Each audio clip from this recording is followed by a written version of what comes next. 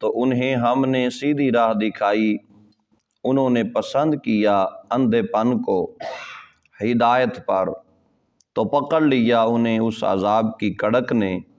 جو رسوا کن ہے، ان کرتوتوں کے باعث جو وہ کیا کرتے تھے۔ اور ہم نے ان لوگوں کو نجات دی جو ایمان لائے تھے اور اللہ کی نافرمانی سے ڈرتے رہتے تھے۔ اور ذرا خیال کرو اس دن کا جب جمع کیے جائیں گے اللہ کے دشمن آتش جہنم کی طرف، پھر وہ گروہوں میں بانٹ دیے جائیں گے، یہاں تک کہ جب وہ دوزخ کے قریب آ جائیں گے تو حساب شروع ہوگا۔ اس وقت گواہی دیں گے ان کے خلاف ان کے کان، آنکھیں اور ان کی کھالیں ان کے بارے میں جو وہ کیا کرتے تھے، اور کہیں گے اپنی کھالوں سے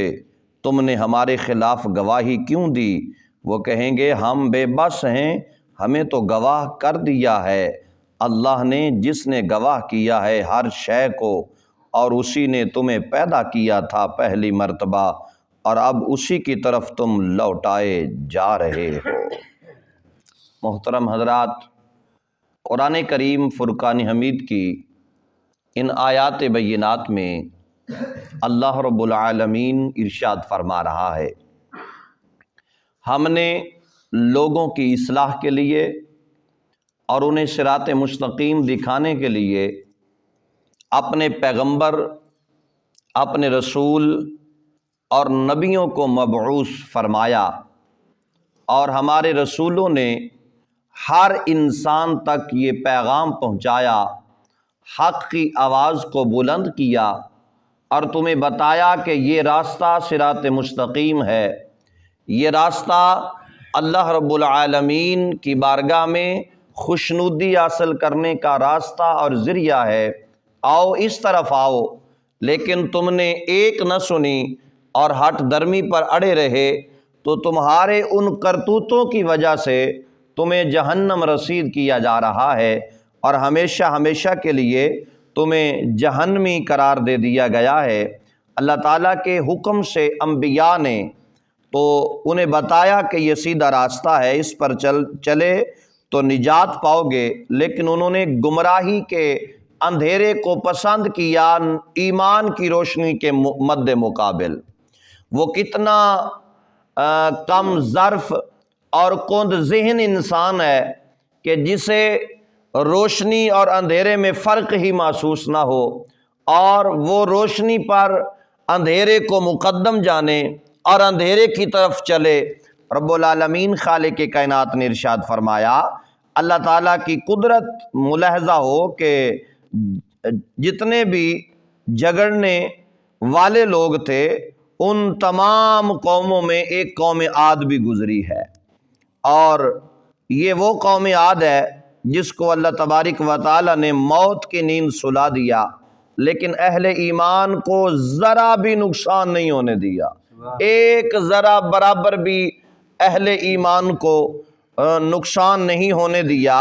اور انہیں محسوس تک بھی نہیں ہونے دیا۔ اسی طرح سمود پر جو عذاب آیا اس کی زد سے حضرت صالح علیہ السلام اور ان کے پیروکار بالکل محفوظ رہے۔ مطلب ایک ہی جگہ پر اگر دو لوگ موجود ہوں، ایک نافرمان اور ایک تابعدار، تو نافرمان کو میرا مالک چاہے تو آنے واحد میں وہیں پر غرق کر دے، اور اہل ایمان اسی جگہ پر صحیح سلامت بیٹھا رہے، اور اللہ تبارک و تعالیٰ اس کے دل میں ذرا بر بھی خوف نہ پیدا ہونے دے۔ یہ میرے مالک کی مرضی اور اس کی قدرت کاملہ ہے۔ تو دوستان ذی وقار، اللہ تعالیٰ کے دشمنوں کو قبروں سے نکال کر جہنم کے کنارے تک ہانک کر لایا جائے گا۔ یہ ہانک کر لانا، یہ آپ بخوبی احباب اس بات سے واقف ہیں، ہم دیہات کے لوگ ہیں اور اس لفظ سے ہم بخوبی واقف ہیں۔ جب کوئی جانور کھل جائے اور وہ ہم سے دور ہو جائے اور وہ فصلوں کو اجاڑ رہا ہو تو پھر ہم کس طرح اسے موڑ کر واپس لاتے ہیں، تو اس کو ہی ہانک کر لانا کہا جاتا ہے۔ اور وہاں جو پہلے پہنچیں گے جہنم کے کنارے پر، انہیں روک لیا جائے گا تاکہ بعد میں آنے والے بھی آ جائیں، پھر ایک ساتھ سب کا حساب شروع ہوگا، کیونکہ عدل و انصاف کا تقاضا یہ ہے کہ سب حاضرین کی موجودگی میں ہر شخص کے مقدمہ کا فیصلہ ہو، تاکہ اگر کسی کو کوئی بطور گواہ پیش کرنا چاہتا ہے تو وہ اس کا نام لے اور گواہ حاضر ہو جائیں۔ نیز نیک بندوں کے اعمال حسنہ سے بعد میں آنے والی نسلوں کو جو فائدہ اور فیض پہنچا اس کا بھی اندازہ لگایا جا سکے، اور بدکاروں کی بدعمالیوں کے باعث معاشرے کو جن تباہیوں کا سامنا کرنا پڑا انہیں سزا دیتے وقت ان کا بھی لحاظ رکھا جا سکے۔ تو ان تمام چیزوں کو مد نظر رکھتے ہوئے خالق کائنات نے ارشاد فرمایا کہ جب اللہ کے تمام دشمن اکٹھے کر لیے جائیں گے تو پھر ان کے سامنے حساب و کتاب ہوگا، اور پھر ان کا جسم،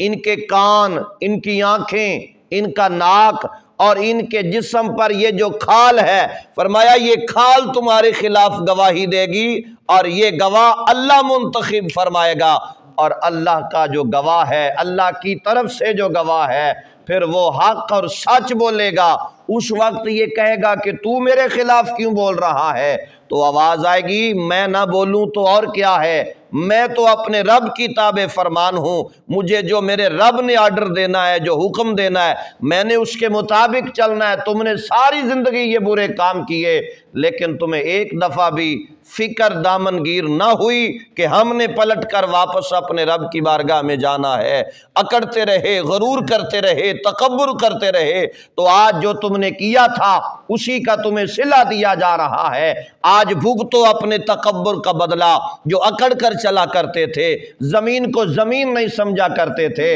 اور اس جہان کو اپنے لیے ہمیشہ جاگیر سمجھا کرتے تھے۔ کہاں گئی وہ تمہاری جاگیر؟ کہاں گیا وہ تمہارا ولولہ؟ کہاں گیا وہ تمہارا سارا نظام؟ کہاں گیا وہ تمہاری آواز دینا؟ ایک آواز پہ ہزاروں لوگوں کو اکٹھا کرنے والے آج سن، تیرا ہی جسم تیرے خلاف بول رہا ہے۔ آج تیری کیا کیفیت ہے، آج تیری کیا حالت ہے؟ اس لیے آج وقت ہے، فرمایا قرآن نے، بدلو اپنے آپ کو۔ اگر نجات چاہتے ہو، اگر بخشش چاہتے ہو، اگر سرخروئی چاہتے ہو، آج اپنے آپ کو اللہ اور اس کے رسول کا تابع دار بنا لو، قیامت کے دن مالک عزتوں سے مالا مال فرمائے گا۔ اللہ تعالیٰ اپنے پیارے محبوب کے صدقے ہم سب کی حاضری کو اپنی بارگاہ عالیہ میں قبول و منظور فرمائے، آمین بجاہ النبی۔